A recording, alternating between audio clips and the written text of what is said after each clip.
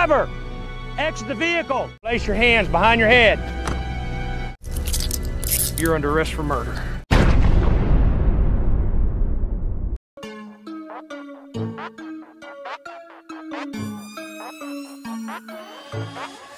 Halo Sobat Movie, dimanapun kalian berada, gimana kabarnya? Sadarkah Anda jika hidup ini susah, maka dari itu tetap semangat ya Sobat, dan teruslah berjuang untuk hidup yang lebih baik lagi. Pada kesempatan kali ini, izinkan Paolo Maldini akan membahas dan merangkum sebuah film yang berjudul Trial by Fire, yang dirilis pada tahun 2018. Akhir-akhir ini, entah kenapa saya lagi suka banget membahas film yang diangkat dari kisah nyata. Mungkin terasa dekat gitu ya dengan kehidupan sehari-hari. Oke lanjut. Film kali ini bercerita tentang seorang ayah yang dituduh melakukan pembakaran rumahnya yang menyebabkan ketiga anak kecilnya tewas. Tanpa perlu banyak spoiler di awal, langsung aja kita mulai ya. Oh iya, jika kalian suka dengan channel ini, silahkan tekan tombol subscribe dan nyalakan loncengnya untuk mengetahui video terbaru dari saya. Terima kasih.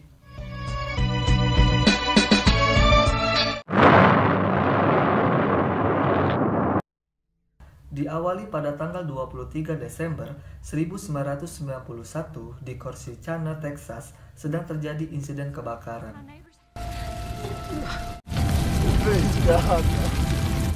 Kemudian, anak tetangga itu memanggil ibunya dan menelpon pemadam kebakaran. Lalu, seorang laki-laki yang berada di dalam rumah berusaha dengan keras untuk menyelamatkan ketiga anaknya dengan memecahkan kaca jendela. Tetapi, api semakin besar dan ketiga anaknya pun tewas terbakar di dalam rumah tersebut. Dan film Trial by Fire pun dimulai. Keesokan harinya, dua polisi sedang melakukan penyelidikan di rumah tersebut dengan mencari dan mengumpulkan bukti-bukti yang ada. Tetapi, di kamar pria itu tidak ada bekas kebakaran sama sekali. Melainkan, polisi menemukan poster-poster yang melambangkan simbol satanis di dalam kamarnya. Berlanjut ke kamar anaknya, polisi beranggapan jika pria tersebut menuangkan zat mudah terbakar di kamar anaknya sampai ke pintu depan rumah, sehingga membuat kaca jendela itu retak. Kemudian, kedua polisi tersebut akan memanggil pria itu untuk memberikan informasi terkait kebakaran rumahnya. Di tempat yang berbeda, pria itu sudah datang bersama istrinya untuk memberikan informasi kepada polisi yang telah melakukan investigasi kebakaran di rumahnya. Pria itu bernama Cameron Todd Willingham. Karena terlalu panjang, saya akan panggil Todd aja ya, nggak pakai ngen. Dan istrinya bernama Stacy. Ini wajah imutnya. Polisi kemudian menanyakan keberadaan Stacy saat kejadian kebakaran ia tidak berada di rumah. Ternyata Stacy bekerja dan terkadang bekerja shift malam. Sebelum pulang, ia singgah di Indomaret untuk memberikan ketiga anaknya kado karena 2 hari lagi akan Natal. Kehidupan rumah tangga mereka tidak terlalu harmonis. Todd sering menghabiskan malamnya dengan mabuk-mabukan, terkadang juga ia melakukan aksi bercocok tanam dengan wanita lain. Itu diketahui Stacy setelah melihat kondom di dalam dompetnya. Walau begitu, Todd sangat menyayangi ketiga anaknya dan juga istrinya. Kemudian Todd menjelaskan satu demi satu kejadian sebenarnya yang mengakibatkan anaknya tewas terbakar. Saat ia sedang tertidur, anaknya yang bernama Amber berteriak memanggil Todd. Saat dilihat, kamar anaknya sudah dipenuhi dengan asap dan api yang sangat besar. Ia sudah berusaha keras untuk menyelamatkan anaknya, tetapi apa mau dikata saat ia sudah berada di ranjang, Todd tidak menemukan anaknya di sana. Lalu, Todd menuju keluar rumahnya untuk meminta bantuan kepada tetangganya. Dari penjelasan itu, polisi tidak mempercayai omongan Todd karena ia pernah terlibat masalah hukum karena kecanduannya dengan alkohol. Now, Todd, you've been in trouble before. Yes, sir. Keesokan harinya, Todd dan Stacy ikut menyaksikan pemakaman anaknya. Setelah itu, mereka berdua pulang dengan membawa mobil. Di dalam mobil, mereka berdebat dan hampir bertabrakan dengan mobil lain. Kemudian dari arah belakang, dua mobil polisi memberhentikan mobil yang dikendarai oleh Todd dan ia ditahan atas kasus pembunuhan. Cameron Todd Willingham, you're under arrest for murder. Kemudian, Todd dimasukkan ke dalam sel yang di dalamnya ada tahanan lain yang bernama Johnny Webb. Saat Todd baru memasuki kamar selnya, Webb selalu mengolok-olok Todd yang mengakibatkan ia marah kepada Webb. Yours?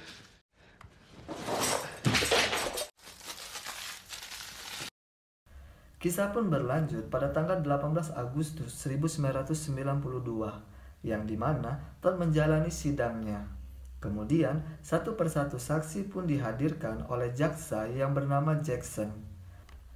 Dimulai dari tetangganya, ia memberikan kesaksian palsu mengenai insiden kebakaran tersebut. Ia mengatakan jika Todd hanya berdiri dengan tatapan aneh di matanya. Dia juga mengatakan jika Todd hanya mengkhawatirkan mobilnya dan tidak berusaha menyelamatkan anaknya. That's total bullshit. Kemudian, kesaksian palsu pun dibeberkan oleh seorang polisi yang telah melakukan investigasi di dalam rumah Todd. Ia berkata jika ada orang yang dengan sengaja menyiram bensin di dalam ranjang tidur anaknya sampai ke pintu depan. Polisi satunya lagi pun memberikan kesaksian palsu mengenai kasus ini. Ia berkata jika rumah tersebut dijadikan perangkap kematian karena kulkas di dalam rumah tersebut menutupi pintu belakang rumahnya. Kemudian, kesaksian dedemuk ini yaitu si Webb yang membuat emosi saya meledak-ledak. Ia berkata jika Todd mengakui perbuatannya dengan mengambil kumpulan kertas dan membakarnya. Padahal saat satu sel dengan Webb, Todd tidak berkata apapun kepadanya. Tetapi hampir saja Todd menghajar si Webb. Mendengar hal itu, Todd marah tetapi hakim dan jaksa tidak menghiraukannya. Kesaksian terakhir, yaitu istrinya, Stacy, menyampaikan jika Todd bukanlah pelaku pembunuhan anaknya. Walaupun Todd sedikit kasar kepada Stacy, tapi Todd tidak pernah menyakiti anaknya. Tetapi, lagi-lagi, hakim dan jaksa tidak mempedulikan omongan dari Stacy. Pada kasus ini pun, pengacara dari Todd, yang bernama David Horton, tidak memberikan banyak pembelaan. Ia merasa cukup puas dengan segala kesaksian yang dihadirkan di persidangan. Kemudian, Jackson memberikan kata penutup dengan menyebutkan ayat dari Alkitab. Di tempat berbeda, Todd dan pengacaranya menunggu untuk memutuskan bersalah atau tidaknya kasus tersebut oleh dewan juri. Singkatnya, saat sudah di ruang persidangan, hakim memutuskan jika Todd bersalah dalam kasus ini dan dijatuhi hukuman mati.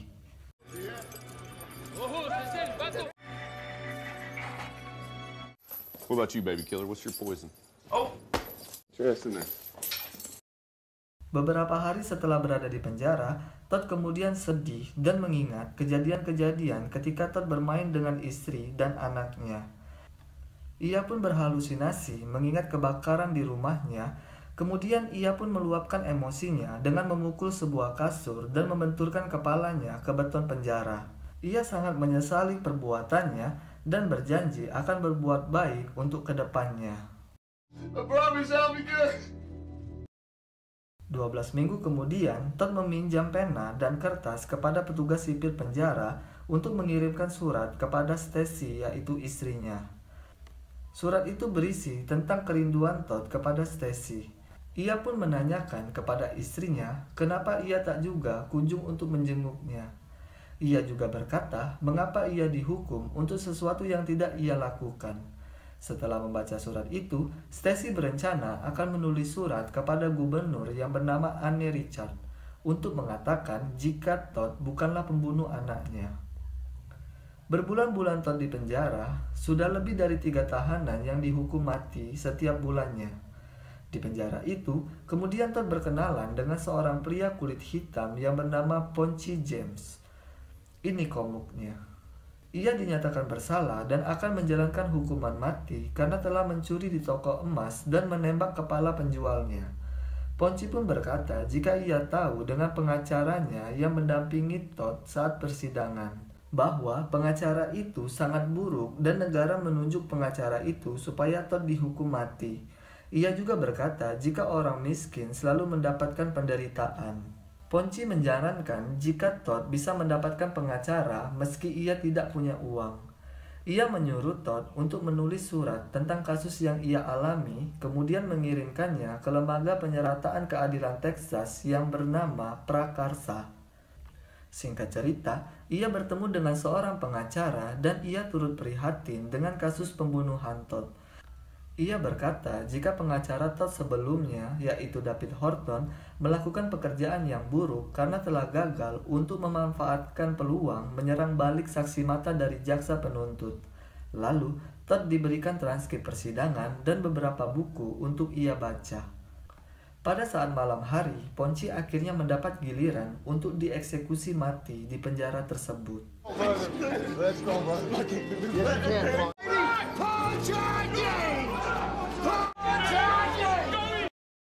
7 tahun berlalu, di tempat yang berbeda, kita diperlihatkan dengan sosok wanita yang bernama Elizabeth Gilbert. Ketika ia sedang mengendarai mobilnya, ia rupanya menolong seorang ibu-ibu yang tengah mogok di pinggir jalan. Ibu itu rupanya dari organisasi penghapusan hukuman mati Texas. Ia meminta alamat Elizabeth karena ada seorang dari penjara yang akan mengirimkan surat kepadanya. Ternyata surat itu berasal dari Todd. Pada saat itulah, Elizabeth selalu memikirkan Todd dan berniat untuk membantu dalam kasusnya. Kemudian keesokan harinya, untuk kali pertama, Elizabeth menemui Todd. Mereka kemudian berkenalan dan menanyakan pasangan satu sama lain. Todd berkata jika ia tak lagi bersama Stacy, yaitu istrinya. Padahal ia sangat merindukannya. Todd berkata jika ia sudah 8 tahun berada di penjara. Kemudian ia menyampaikan jika Todd tidak membunuh anaknya sendiri, bahkan ia menyayangi anaknya melebihi ia menyayangi diri dia sendiri. Dan waktu kunjungan pun habis. Sejak saat itulah, Elizabeth dan Todd sering berkomunikasi dengan membalas surat satu sama lain. Todd merasa senang dan bersemangat selama beberapa hari terakhir karena Elizabeth sudah mengunjunginya. Todd sering berhalusinasi dengan mengobrol bersama anaknya yang bernama Amber. Todd menyampaikan permintaan maafnya kepada anaknya tersebut. Dan ia berkata jika ia tidak melakukan pembunuhan itu. You know I didn't do it, don't you?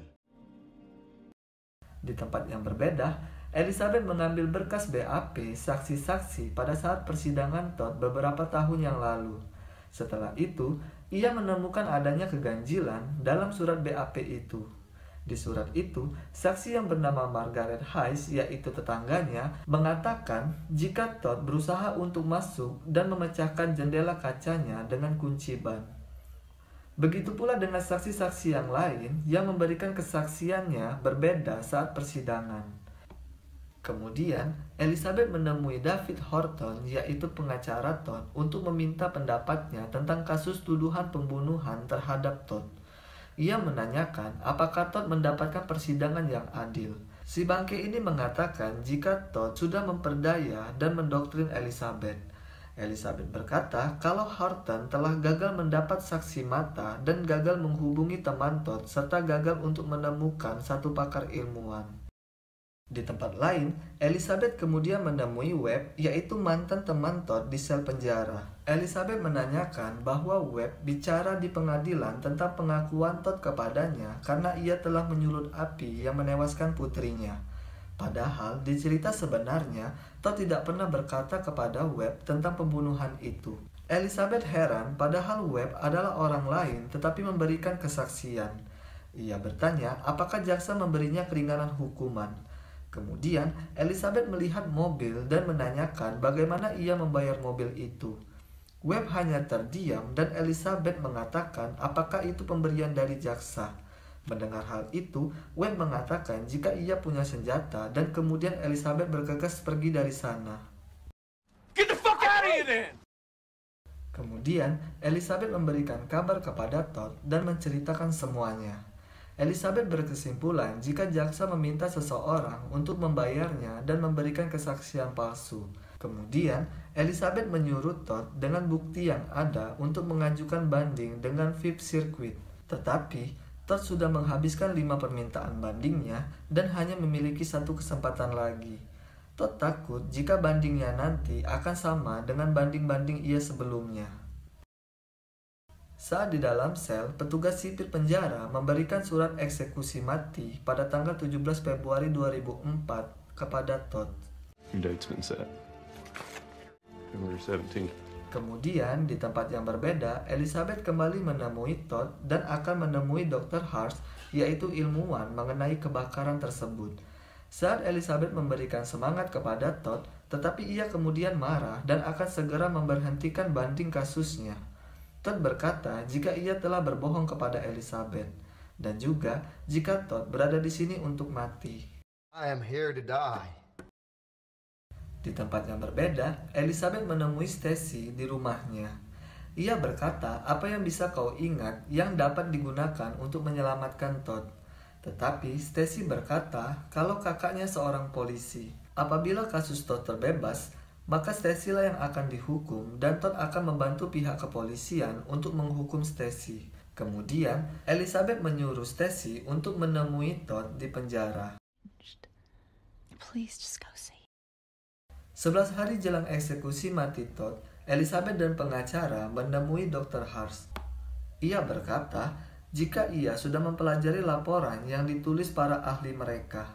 Kemudian, ia menunjukkan sebuah teori yang dimana jika bensin diletakkan di lantai, maka secara perlahan api itu akan mati dan tidak meninggalkan jejak apapun. Ia juga berkata tidak ada istilah retakan kaca. Kemudian, ia menunjukkan kembali sebuah teori bahwa kaca yang diletakkan di atas api tidak akan bisa retak kecuali jika disiram oleh air. Dr. Hurst menjelaskan jika polisi sudah memutuskan Todd bersalah sebelum mereka berjalan memasuki rumahnya. Mereka begitu yakin bahwa pembakaran itu disengaja. Ternyata, menurut teori Hurst, yang menyebabkan kebakaran itu adalah mesin penghangat. Tetapi, polisi tidak menghiraukan alat tersebut saat melakukan investigasi. Dr. Hurst juga menjelaskan jika kulkas di dalam rumah Todd tidak pernah dipindahkan karena linoleum di bawahnya tidak tersentuh. Kemudian Dr. Hurst berpendapat jika pakar ilmuwan yang hadir saat persidangan adalah ilmuwan astrolog. Fires, but in the end, they're just astrologers. Keesokan harinya, Elizabeth kembali menemui Todd dan menyatakan jika Profesor Hurst memberikan pembuktian jika kebakaran tersebut bukanlah disengaja. Tetapi, Todd tidak mau untuk berharap lagi, padahal ini kesempatan terakhir Todd untuk melakukan bandingnya. Kemudian Rivers, seorang pengacara, memberikan surat yang berisi pembuktian baru kepada Dewan Pengampunan dan Bebas Bersyarat.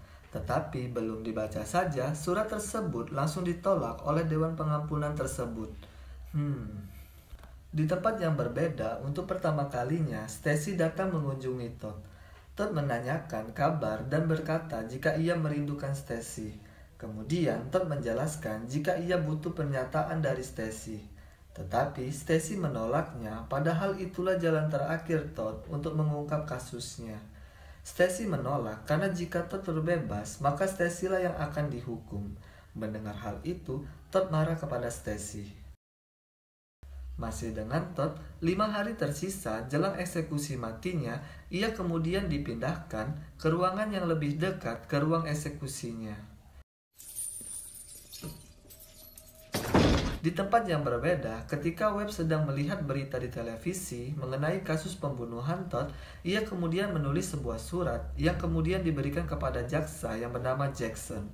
Tetapi Jackson mengabaikan surat tersebut dan memasukkannya ke dalam laci lemari.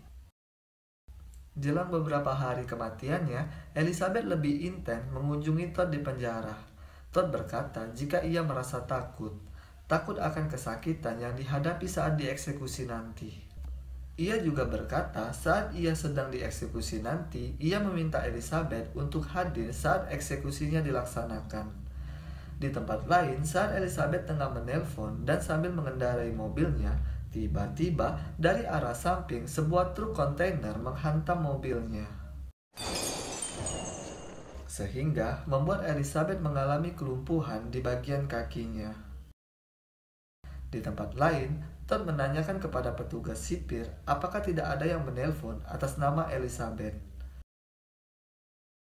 Waktu yang tak diharap-harapkan pun tiba, ketika petugas sipir penjara akan membawa Todd menuju ruang eksekusinya.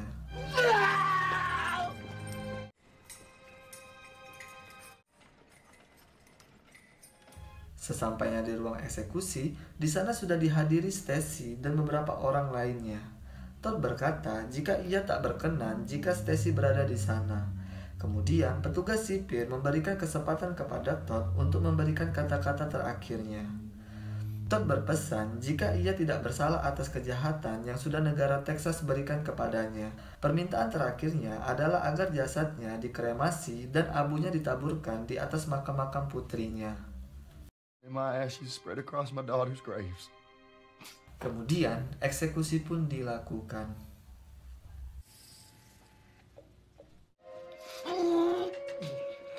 Dengan sekejap, Todd pun akhirnya meninggal dunia.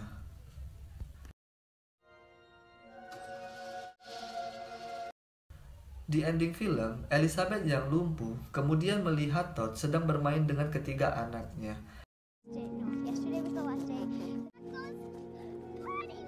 Kemudian, Andrew, anaknya Elizabeth, menghamburkan debunya ke makam ketiga putrinya Todd. You show me that love is always there if you just open yourself to it. Dan film pun berakhir. Meski lumpuh, Elizabeth Gilbert tak pernah berhenti berjuang untuk kasus Todd Willingham dan terus mendesak negara bagian Texas untuk mengakui telah mengeksekusi orang yang tak bersalah. Tahun 2011, menanggapi bukti dari ilmuwan terkemuka, Komisi Ilmu Forensik Texas mendukung kesimpulan Dr. Harsh bahwa bukti kebakaran yang disengaja tidak sah. Sejak tahun 1980, 158 pria dan wanita yang divonis hukuman mati pasrah untuk dieksekusi sebelum bukti baru mengungkapkan ketidakbersalahan mereka. Dan itulah sobat, alur cerita film Trial by Fire. Semoga terhibur ya. Nantikan di alur cerita film berikutnya ya sobat. Dah.